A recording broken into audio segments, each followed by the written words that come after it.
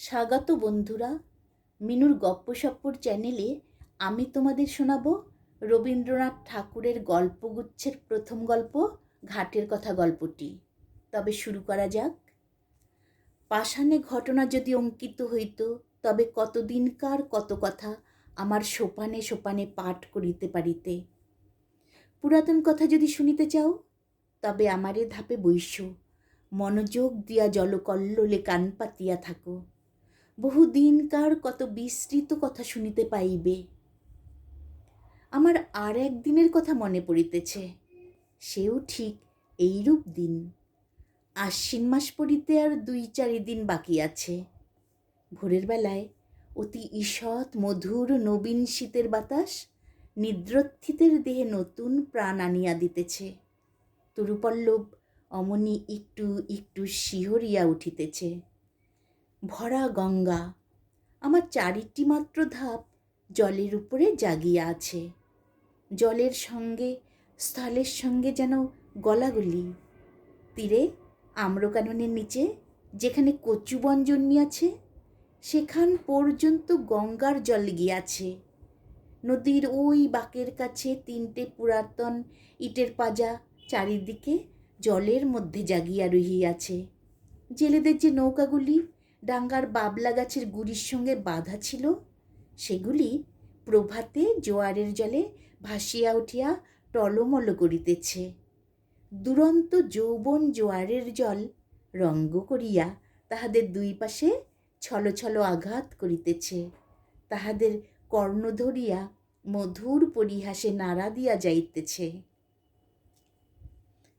ভরা গঙ্গার উপরে শরৎ প্রভাতের যে রৌদ্র পড়িয়াছে, তাহার কাঁচা সোনার মতো রং, চাপা ফুলের মতো রং। রৌদ্রের এমন রং আর কোনো সময়ে দেখা যায় না। চড়ার উপরে কাশবনের উপরে রৌদ্র পড়িয়াছে, এখনো কাশফুল সব ফুটে নাই, ফুটিতে আরম্ভ করিয়াছে মাত্র। রাম রাম বলিয়া মাঝিরা নৌকা খুলিয়া দিল। পাখিরা যেমন আলোতে পাখা মেলিয়া আনন্দে নীল আকাশে উড়িয়াছে, ছোট ছোট নৌকাগুলি তেমনি ছোট ছোট পাল ফুলাইয়া সূর্যকিরণে বাহির হইয়াছে। তাহাদের পাখি বলিয়া মনে হয়। তাহারা রাজহাঁসের মতো জলে ভাসিতেছে, কিন্তু আনন্দে পাখা দুটি আকাশে ছড়াইয়া দিয়াছে। ভট্টাচার্য মহাশয় ঠিক নিয়মিত সময়ে কোষাকুষি লইয়া স্নান করিতে আসিয়াছেন। মেয়েরা 2-1 করিয়া জল লইতে আসিয়াছে। সে বড় বেশি দিনের কথা নহে, তোমাদের অনেক দিন বলিয়া মনে হইতে পারে, কিন্তু আমার মনে হইতেছে এই সেদিনের কথা। আমার দিনগুলি কিনা গঙ্গার স্রোতের উপর খেলাইতে খেলাইতে ভাসিয়া যায়, বহুকাল ধরিয়া স্থিরভাবে তাহাই দেখিতেছি। এই জন্য সময় বড় দীর্ঘ বলিয়া মনে হয় না। আমার দিনের আলো, রাত্রের ছায়া প্রতিদিন গঙ্গার উপরে পড়ে, আবার প্রতিদিন গঙ্গার উপর হইতে মুছিয়া যায়। কোথাও তাহাদের ছবি রাখিয়া যায় না। সেই জন্য যদিও আমাকে বৃদ্ধের মতো দেখিতে হইয়াছে, আমার হৃদয় চিরকাল নবীন। বহু বৎসরের স্মৃতির শৈবাল ভারে আচ্ছন্ন হইয়া আমার সূর্যকিরণ মারা পড়ে নাই। দৈবাৎ একটা ছিন্ন শৈবাল ভাসিয়া আসিয়া গায়ে লাগিয়া থাকে, আবার স্রোতে ভাসিয়া যায়। তাই বলিয়া যে কিছু নাই এমন বলিতে পারি না। যেখানে গঙ্গার স্রোত পৌঁছায় না, সেখানে আমার ছিদ্রে ছিদ্রে যে লতা গুল্ম শৈবাল জন্মিয়াছে, তাহারাই আমার পুরাতনের সাক্ষী। তাহারাই পুরাতনকালকে স্নেহ পাশে বাঁধিয়া চিরদিন শ্যামল মধুর, চিরদিন নতুন করিয়া রাখিয়াছে। গঙ্গা প্রতিদিন আমার কাছ হইতে 1-1 ধাপ সরিয়া যাইতেছেন, আমিও 1-1 ধাপ করিয়া পুরাতন হইতেছি। চক্রবর্তীদের বাড়ির ওই যে বৃদ্ধা স্নান করিয়া নামাবলী গায়ে কাঁপিতে কাঁপিতে মালা জপিতে জপিতে বাড়ি ফিরিয়া যাইতেছেন, উহার মাতামহী তখন এতটুকু ছিল। আমার মনে আছে তাহার এক খেলা ছিল। সে প্রত্যহ একটা ঘৃতকুমারীর পাতা গঙ্গার জলে ভাসাইয়া দিত।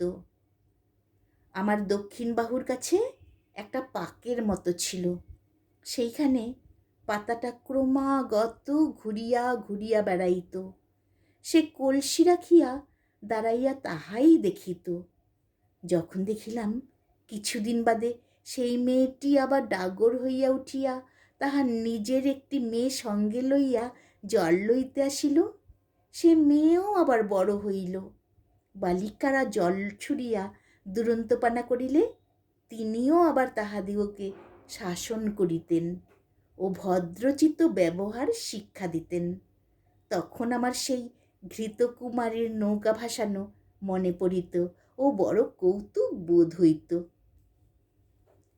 যে কথাটা বলিব মনে করি সে আর আসে না। একটা কথা বলিতে বলিতে স্রোতে আর একটা কথা ভাসিয়া আসে। কথা আসে, কথা যায়, ধরিয়া রাখিতে পারি না। কেবল এক একটা কাহিনী সেই ঘৃতকুমারীর নৌকাগুলির মতো পাকে পড়িয়া অবিশ্রাম ফিরিয়া ফিরিয়া আসে। তেমনি একটা কাহিনী তাহার পসরা লইয়া আজ আমার কাছে ফিরিয়া ফিরিয়া বেড়াইতেছে। কখন ডোবে কখনো ডোবে।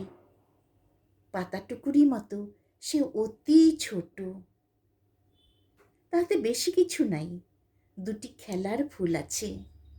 তাহাকে ডুবিতে দেখিলে কোমলপ্রাণা বালিকা কেবলমাত্র একটি দীর্ঘ নিঃশ্বাস ফেলিয়া বাড়ি ফিরিয়া যাইবে। মন্দিরের পাশে যেখানে ওই গোসাইদের গোয়াল ঘরের বেড়া দেখিতেছ, ওইখানে একটা বাবলা গাছ ছিল।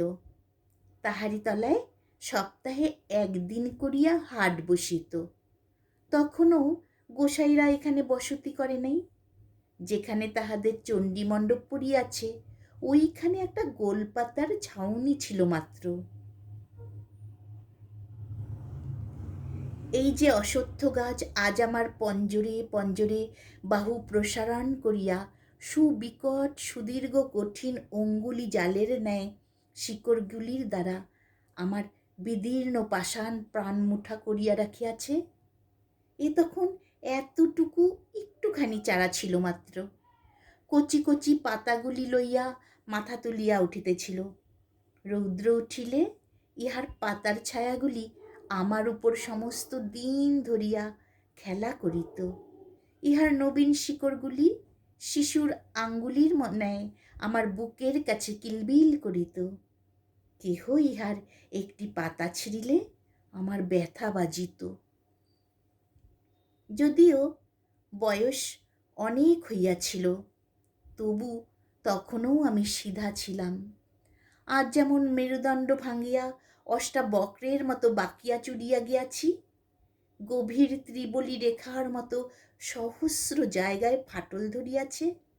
আমার গর্ভের মধ্যে বিশ্বের ভেগ তাহাদের শীতকালের সুদীর্ঘ নিদ্রার আয়োজন করিতেছে, তখন আমার সে দশা ছিল না। কেবল আমার বাম বাহুর বাহিরের দিকে দুইখানি ইটের অভাব ছিল। সেই গর্তটির মধ্যে একটা ফিঙে বাসা করিয়াছিল। ভোরের বেলায় যখন সে উসুখুসু করিয়া জাগিয়া উঠিত, মৎস্যপুচ্ছের ন্যায় তাহার জোড়াপুচ্ছ দুই চারিবার দ্রুত নাচাইয়া শীষ দিয়া আকাশে উড়িয়া যাইত, তখন জানিতাম কুসুমের ঘাটে আসিবার সময় হইয়াছে। যে মেয়েটির কথা বলিতেছি, ঘাটের অন্যান্য মেয়েরা তাহাকে কুসুম বলিয়া ডাকিত। বোধ করি কুসুমই তাহার নাম হইবে। জলের উপরে যখন কুসুমের ছোট ছায়াটি পড়িত, তখন আমার সাধ যাইত সে ছায়াটি যদি ধরিয়া রাখিতে পারি, সে ছায়াটি যদি আমার পাষাণে বাঁধিয়া রাখিতে পারি। এমনি তাহার একটি মাধুরী ছিল। সে যখন আমার পাষাণের উপর পা ফেলিত, ও তাহার চারগাছি মল বাজিতে থাকিত, তখন আমার শৈবাল গুল্মগুলি যেন পুলকিত হইয়া উঠিত। কুসুম যে খুব বেশি খেলা করিত বা গল্প করিত বা হাসি তামাশা করিত তাহা নহে, তথাপি আশ্চর্য এই, তাহার যত সঙ্গিনী এমন আর কাহারও নয়, যত দুরন্ত মেয়েদের তাহাকে না হইলে চলিত না। কেহ তাহাকে বলিত কুশি, কেহ তাহাকে বলিত খুশি, কেহ তাহাকে বলিত রাক্ষসী। তাহার মা তাহাকে বলিত কুসুমী। যখন তখন দেখিতাম কুসুম জলের ধারে বসিয়া আছে। জলের সঙ্গে তাহার হৃদয়ের সঙ্গে বিশেষ যেন কি মিল ছিল। সে জল ভারী ভালোবাসিত। কিছুদিন পরে কুসুমকে আর দেখিতে পাই না। ভুবন আর স্বর্ণঘাটে আসিয়া কাঁদিত। শুনিলাম তাহাদের কুশি খুশি রাক্ষসীকে শ্বশুর বাড়ি লইয়া গিয়াছে। শুনিলাম যেখানে তাহাকে লইয়া গেছে সেখানে নাকি গঙ্গা নাই, সেখানে আবার কারা সব নতুন লোক, নতুন ঘরবাড়ি, নতুন পদঘাট। জলের পদ্মটিকে কে যেন ডাঙ্গায় রোপণ করিতে লইয়া গেল। ক্রমে কুসুমের কথা একরকম ভুলিয়া গিয়াছি। 1 বৎসর হইয়া গেছে। ঘাটের মেয়েরা কুসুমের গল্পও বড় করে না। একদিন সন্ধ্যার সময়ে বহু কালের পরিচিত পায়ের স্পর্শে সহসা যেন চমক লাগিল। মনে হইল যেন কুসুমের পা। তাহাই বটে, কিন্তু সে পায়ে আর মল বাজিতেছে না, সে পায়ের সে সঙ্গীত নাই। কুসুমের পায়ের স্পর্শ ও মলের শব্দ চিরকাল একত্র অনুভব করিয়া আসিতেছি।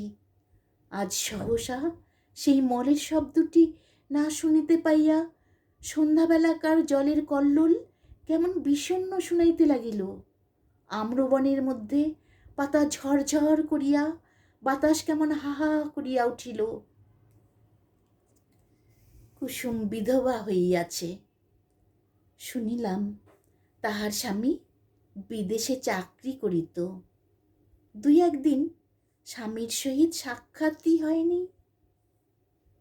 পত্রযোগে বৈধব্যের সংবাদ পাইয়া 8 বৎসর বয়সে মাথার সিঁদুর মুছিয়া গায়ের গহনা ফেলিয়া আবার তাহার দেশে সেই গঙ্গার ধারে ফিরিয়া আসিয়াছে। কিন্তু তাহার সঙ্গিনীদেরও বড় কেহ নাই। ভুবন স্বর্ণ অমলা শ্বশুর ঘর করিতে গিয়াছে। কেবল শরৎ আছে, কিন্তু শুনিতেছি অগ্রহায়ণ মাসে তাহারও বিবাহ হইয়া যাইবে। কুসুম নিতান্ত একলা পড়িয়াছে। কিন্তু সে যখন 2টি হাঁটুর উপর মাথা রাখিয়া চুপ করিয়া আমার ধাপে বসিয়া থাকিত, তখন আমার মনে হইত যেন নদীর ঢেউগুলি সবাই মিলিয়া হাত তুলিয়া তাহাকে কুশি খুশি রাক্ষসী বলিয়া ডাকাডাকি করিত। বর্ষার আরম্ভে গঙ্গা যেমন প্রতিদিন দেখিতে দেখিতে ভরিয়া ওঠে, কুসুম তেমনি দেখিতে দেখিতে প্রতিদিন সৌন্দর্যে যৌবনে ভরিয়া উঠিতে লাগিল। কিন্তু তাহার মলিন বসন, করুণ মুখ, শান্ত স্বভাবে তাহার যৌবনের উপর এমন একটি ছায়াময় আবরণ রচনা করিয়া দিয়াছিল যে সে যৌবন, সে বিকশিত রূপ সাধারণের চোখে পড়িত না। কুসুম যে বড় হইয়াছে এই যেন কেহ দেখিতে পাইত না। আমি তো পাইতাম না। আমি কুসুমকে সেই বালিকাটির চেয়ে বড় কখনো দেখি নাই। তাহার মল ছিল না বটে, কিন্তু সে যখন চলিত আমি সেই মলের শব্দ শুনিতে পাইতাম। এমনি করিয়া 10 বৎসর কখন কাটিয়া গেল গায়ের লোকেরা কেহ যেন জানিতেই পারিল না। এই আজ যেমন দেখিতেছ, সে বৎসরেও ভাদ্র মাসের শেষাশি এমন এক দিন আসিয়াছিল। তোমাদের প্রপিতামহীরা সেদিন সকালে উঠিয়া এমনইতর মধুর সূর্যের আলো দেখিতে পাইয়াছিলেন। তাহারা যখন এতখানি ঘোমটা টানিয়া কলসি তুলিয়া লইয়া আমার উপরে প্রভাতের আলো আরও আলোময় করিবার জন্য গাছপালার মধ্যে দিয়া গ্রামের উঁচু নিচু রাস্তার ভিতর দিয়া গল্প করিতে করিতে চলিয়া আসিতেন, তখন তোমাদের সম্ভাবনাও তাহাদের মনের এক পার্শ্বে উদিত হইত না। তোমরা যেমন ঠিক মনে করিতে পারো না, তোমাদের দিদিমারাও সত্য সত্যই একদিন খেলা করিয়া বেড়াইতেন। আজিকার দিন যেমন সত্য, যেমন জীবন্ত, সেদিনও ঠিক তেমনই সত্য ছিল। তোমাদের মতো তরুণ হৃদয়খানি লইয়া সুখে দুঃখে তাহারা তোমাদেরই মতো টলমল করিয়া দুলিয়াছেন। তেমনি আজিকার এই শরতের দিন তাহারা হীন, তাহাদের সুখ দুঃখের স্মৃতিলেশ মাত্র হীন। আজিকার এই শরতের সূর্য করজ্জ্বল আনন্দচ্ছবি তাহাদের কল্পনার নিকটে তদপেক্ষাও অগোচর ছিল। সেদিন ভোর হইতে প্রথম উত্তরের বাতাস অল্প অল্প করিয়া বহিতে আরম্ভ করিয়া ফুটন্ত বাবলা ফুলগুলি আমার উপরে এক আটটা ওড়াইয়া ফেলিতেছিল। আমার পাষাণের উপরে একটু একটু শিশিরের রেখা পড়িয়াছিল। সেই দিন সকালে কোথা হইতে গৌরতনু সমজ্জ্বল মুখচ্ছবি দীর্ঘকায় এক নবীন সন্ন্যাসী আসিয়া আমার সম্মুখস্থ ওই শিব মন্দিরে আশ্রয় লইলেন। সন্ন্যাসীর আগমন বার্তা গ্রামে রাষ্ট্র হইয়া পড়িল। মেয়েরা কলসি রাখিয়া বাবা ঠাকুরকে প্রণাম করিবার জন্য মন্দিরে গিয়া ভিড় করিল। ভিড় প্রতিদিন বাড়িতে লাগিল। একে সন্ন্যাসী, তাহাতে অনুপম রূপ, তাহাতে তিনি কাহাকেও অবহেলা করিতেন না।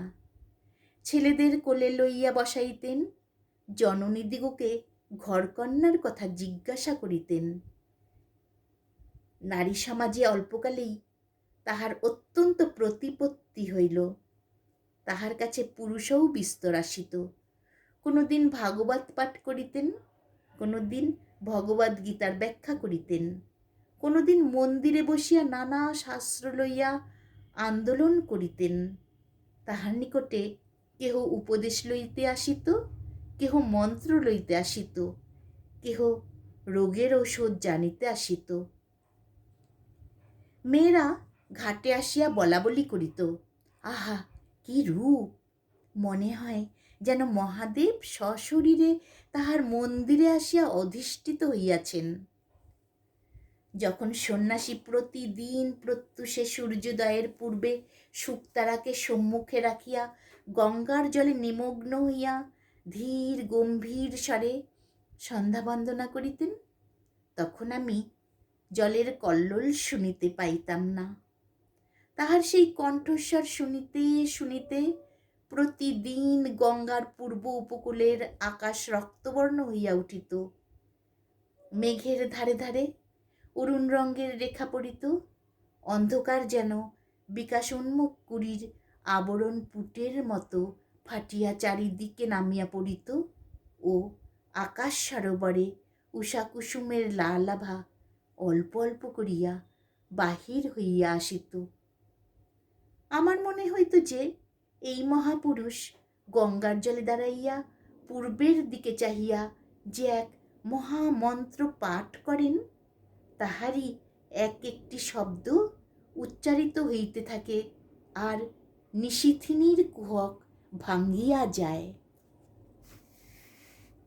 চন্দ্র তারা পশ্চিমে নামিয়া পড়ে, সূর্য পূর্বাকাশে উঠিতে থাকে, জগতের দৃশ্যপট পরিবর্তিত হইয়া যায়।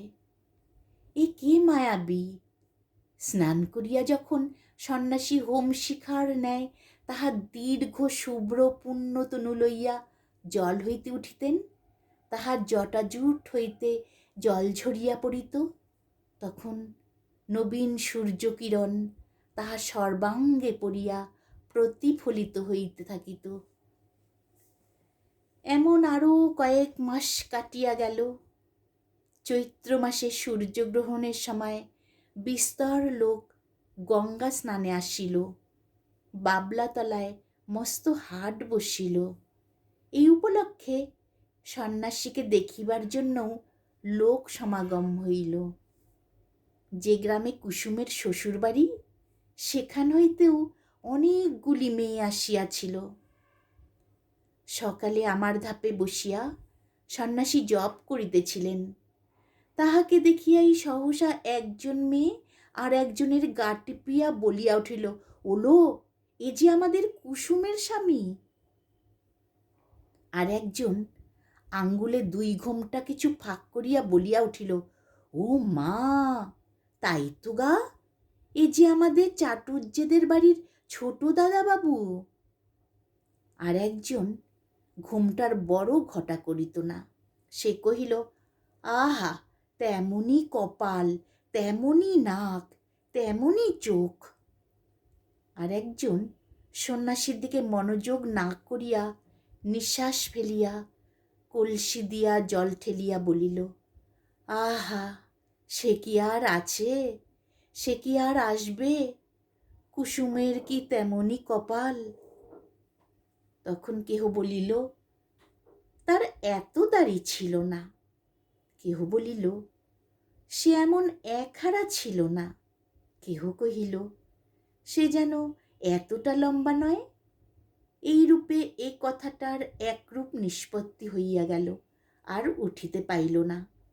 গ্রামের আর সকলেই সন্ন্যাসীকে দেখিয়াছিল, কেবল কুসুম দেখে নাই।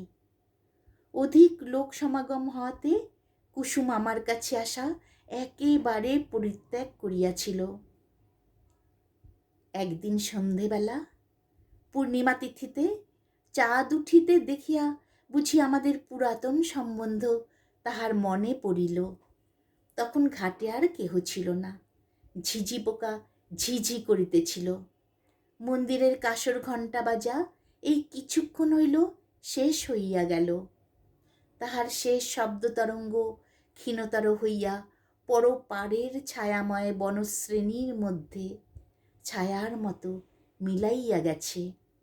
পরিপূর্ণ জ্যোৎস্না, জোয়ারের জল ছলছল করিতেছে। আমার উপরে ছায়াটি ফেলিয়া কুসুম বসিয়া আছে।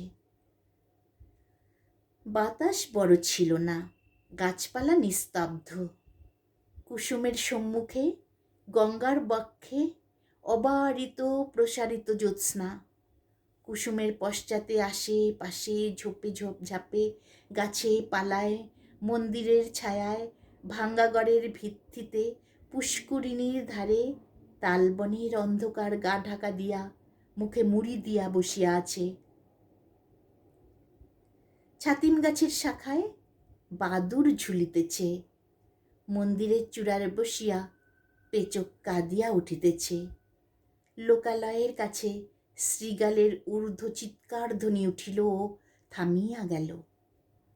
সন্ন্যাসী ধীরে ধীরে মন্দিরের ভিতর হইতে বাহির হইয়া আসিলেন। ঘাটে আসিয়া 2-1 সোপান নামিয়া একাকিনী রমণীকে দেখিয়া ফিরিয়া যাইবেন মনে করিতেছেন। এমন সময়ে সহসা কুসুম মুখ তুলিয়া পশ্চাতে চাহিয়া দেখিল। তাহার মাথার উপর হইতে কাপড় পড়িয়া গেল। ঊর্ধ্বমুখ ফুটন্ত ফুলের উপরে যেমন জ্যোৎস্না পড়ে, মুখ তুলিতেই কুসুমের মুখের উপর তেমনই জ্যোৎস্না পড়িল। সেই মুহূর্তেই উভয়ের দেখা হইল, যেন চেনাশোনা হইল।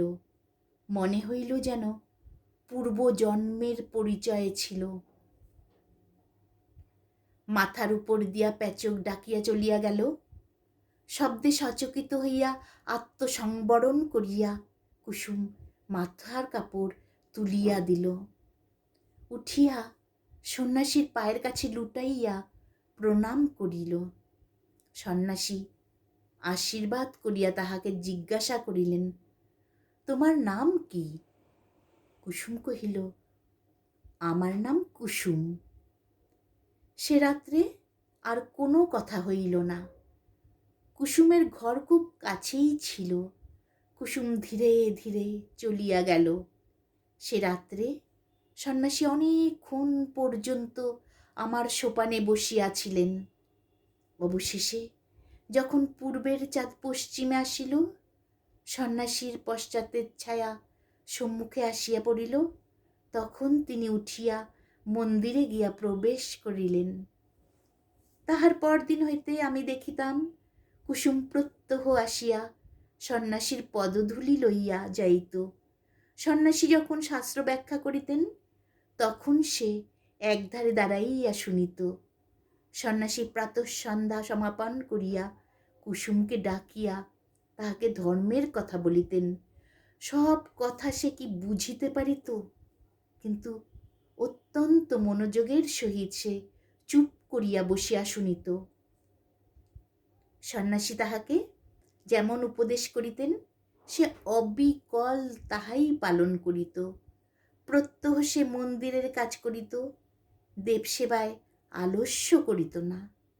পূজার ফুল তুলিত, গঙ্গা হইতে জল তুলিয়া মন্দির ধৌত করিত।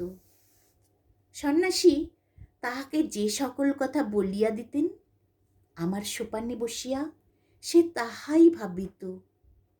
ধীরে ধীরে তাহার যেন দৃষ্টি প্রসারিত হইয়া গেল, হৃদয় উদ্ঘাটিত হইয়া গেল। সে যাহা দেখে নাই তাহা দেখিতে লাগিল, যাহা শোনে নাই তাহা শুনিতে লাগিল। তাহার প্রশান্ত মুখে যে একটি ম্লান ছায়া ছিল, তাহা দূর হইয়া গেল। সে যখন ভক্তিভরে প্রভাতে সন্ন্যাসীর পায়ের কাছে লুটাইয়া পড়িত, তখন তাহাকে দেবতার নিকটে উৎসর্গীকৃত শিশির ধৌত পূজার ফুলের মতো দেখাইত। একটি সুবিমল প্রফুল্লতা তাহার সর্বশরীরে আলো করিয়া তুলিল। শীতকালের এই অবসান সময়ে শীতের বাতাস বয়। আবার এক একদিন সন্ধেবেলায় সহসা দক্ষিণ হইতে বসন্তের বাতাস দিতে থাকে। আকাশে হিমের ভাব একেবারে দূর হইয়া যায়। অনেক দিন পরে গ্রামের মধ্যে বাঁশি বাজিয়া উঠে, গানের শব্দ শুনিতে পাওয়া যায়। মাঝিরা স্রোতে নৌকা ভাসাইয়া দ্বার বন্ধ করিয়া শ্যামের গান গাহিতে থাকে। শাখা হইতে শাখান্তরে পাখিরা সহসা পরম উল্লাসে উত্তর প্রত্যুত্তর করিতে আরম্ভ করে। সময়টা এইরূপ আসিয়াছে। বসন্তের বাতাস লাগিয়া আমার পাষাণ হৃদয়ের মধ্যে অল্পে অল্পে যেন যৌবনের সঞ্চার হইতেছে। আমার প্রাণের ভিতরকার সেই নব যৌবনোচ্ছ্বাস আকর্ষণ করিয়াই যেন আমার লতা গুল্মগুলি দেখিতে দেখিতে ফুলে ফুলে একেবারে বিকশিত হইয়া উঠিতেছে। এ সময়ে কুসুমকে আর দেখিতে পাই না। কিছুদিন হইতে সে আর মন্দিরেও আসে না, ঘাটেও আসে না। সন্ন্যাসীর কাছে তাহাকে আর দেখা যায় না। ইতিমধ্যে কি হইল আমি কিছুই জানিতে পারি নাই। কিছুকাল পরে একদিন সন্ধ্যাবেলায় আমারই সোপানে সন্ন্যাসীর সহিত কুসুমের সাক্ষাৎ হইল। কুসুম মুখ নত করিয়া রহিল। কহিল, প্রভু, আমাকে কি ডাকিয়া পাঠাইয়াছেন? হ্যাঁ, তোমাকে দেখিতে পাই না কেন? আজকাল দেবসেবায় তোমার এত অবহেলা কেন? কুসুম চুপ করিয়া রহিল। আমার কাছে তোমার মনের কথা প্রকাশ করিয়া বলো। কুসুম ঈষৎ মুখ ফিরাইয়া কহিল, প্রভু, আমি পাপিয়সী, সেই জন্যেই এই অবহেলা। সন্ন্যাসী অত্যন্ত স্নেহপূর্ণ স্বরে বলিলেন, কুসুম, তোমার হৃদয়ে অশান্তি উপস্থিত হইয়াছে, আমি তাহা বুঝিতে পারিয়াছি। কুসুম যেন চমকিয়া উঠিল। সে হয়তো মনে করিল সন্ন্যাসী কতটা না জানি বুঝিয়াছেন। তাহার চোখ অল্প অল্প জলে ভরিয়া আসিল। সে সেইখানে বসিয়া পড়িল। মুখে আঁচল ঢাকিয়া সোপানে সন্ন্যাসীর পায়ের কাছে বসিয়া কাঁদিতে লাগিল। সন্ন্যাসী কিছু দূরে সরিয়া গিয়া কহিলেন, তোমার অশান্তির কথা আমাকে সমস্ত ব্যক্ত করিয়া বলো, আমি তোমাকে শান্তির পথ দেখাইয়া দেব। কুসুম অটল ভক্তির স্বরে কহিল, কিন্তু মাঝে মাঝে থামিল, মাঝে মাঝে কথা বাঁধিয়া গেল। আপনি আদেশ করেন তো অবশ্য বলিব, তবে আমি ভালো করিয়া বলিতে পারিব না। কিন্তু আপনি বোধ করি মনে মনে সকলই জানিতেছেন, প্রভু, আমি একজনকে দেবতার মতো ভক্তি করিতাম, আমি তাহাকে পূজা করিতাম। সেই আনন্দে আমার হৃদয় পরিপূর্ণ হইয়াছিল। কিন্তু একদিন রাত্রে স্বপ্নে দেখিলাম যেন তিনি আমার হৃদয়ের স্বামী। কোথায় যেন একটি বকুল বনে বসিয়া তাহার বাম হস্তে আমার দক্ষিণ হস্ত লইয়া আমাকে তিনি প্রেমের কথা বলিতেছেন। এই ঘটনা আমার কিছুই অসম্ভব, কিছুই আশ্চর্য মনে হইল না। স্বপ্ন ভাঙ্গিয়া গেল, তবু স্বপ্নের ঘোর ভাঙ্গিল না। তাহার পরদিন যখন তাহাকে দেখিলাম, আর পূর্বের মতো দেখিলাম না। মনে সেই স্বপ্নের ছবি উদয় হইতে লাগিল। ভয়ে দূরে পালাইলাম, কিন্তু সে ছবি আমার সঙ্গে সঙ্গে রহিল। সেই অবধি আমার হৃদয়ের অশান্তি আর দূর হয় নাই। আমার সমস্ত অন্ধকার হইয়া গেছে। যখন কুসুম অশ্রু মুছিয়া মুছিয়া এই কথাগুলি বলিতেছিল, তখন আমি অনুভব করিতেছিলাম সন্ন্যাসী সবলে তাহার দক্ষিণ পদতল দিয়া আমার পাষাণ চাপিয়াছিলেন। কুসুমের কথা শেষ হইলে সন্ন্যাসী কহিলেন, যাহাকে স্বপ্নে দেখিয়াছ সে কে বলিতে হইবে। কুসুম জোর হাতে কহিল, তাহা বলিতে পারিব না। সন্ন্যাসী কহিলেন, তোমার মঙ্গলের জন্য জিজ্ঞাসা করিতেছি, সে কে স্পষ্ট করিয়া বলো। কুসুম সবলে নিজের কোমল হাত দুটি পীড়ন করিয়া হাত জোড় করিয়া বলিল, নিতান্ত সে কি বলিতেই হইবে? সন্ন্যাসী কহিলেন, হ্যাঁ, বলিতেই হইবে। কুসুম তৎক্ষণাৎ বলিয়া উঠিল, প্রভু, সে তুমি। যেমনি তাহার নিজের কথা নিজের কানে গিয়া পৌঁছিল, অমনি সে মূর্ছিত হইয়া আমার কঠিন কোলে পড়িয়া গেল।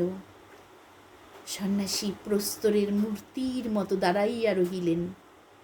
যখন মূর্ছা ভাঙ্গিয়া কুসুম উঠিয়া বসিল, তখন সন্ন্যাসী ধীরে ধীরে কহিলেন, তুমি আমার সকল কথাই পালন করিয়াছ, আর একটি কথা বলিব, পালন করিতে হইবে। আমি আজই এখান হইতে চলিলাম, আমার সঙ্গে তোমার দেখা না হয়, আমাকে তোমায় ভুলিতে হইবে। বলো, এই সাধনা করিবে? কুসুম উঠিয়া দাঁড়াইয়া সন্ন্যাসীর মুখের পানে চাহিয়া ধীর স্বরে কহিল, প্রভু, তাহাই হইবে। সন্ন্যাসী কহিলেন, তবে আমি চলিলাম। কুসুম আর কিছু না বলিয়া তাহাকে প্রণাম করিল, তাহার পায়ের ধুলা মাথায় তুলিয়া লইল। সন্ন্যাসী চলিয়া গেলেন। কুসুম কহিল, তিনি আদেশ করিয়া গিয়াছেন, তাহাকে ভুলিতে হইবে বলিয়া ধীরে ধীরে গঙ্গার জলে নামিল। এতটুকু বেলা হইতে সে এই জলের ধারে কাটাইয়াছে।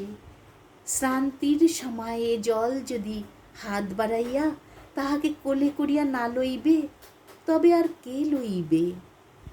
চাঁদ অস্ত গেল, রাত্রি ঘোর অন্ধকার হইল, জলের শব্দ শুনিতে পাইলাম, আর কিছু বুঝিতে পারিলাম না। অন্ধকারে বাতাস হু হু করিতে লাগিল, পাছে তিল মাত্র কিছু দেখা যায় বলিয়া সে যেন ফু দিয়া আকাশের তারাগুলিকে নিবাইয়া দিতে চায়। আমার কোলে যে খেলা করিত, সে আজ তাহার খেলা সমাপন করিয়া আমার কোল হইতে কোথায় সরিয়া গেল জানিতে পারিলাম না।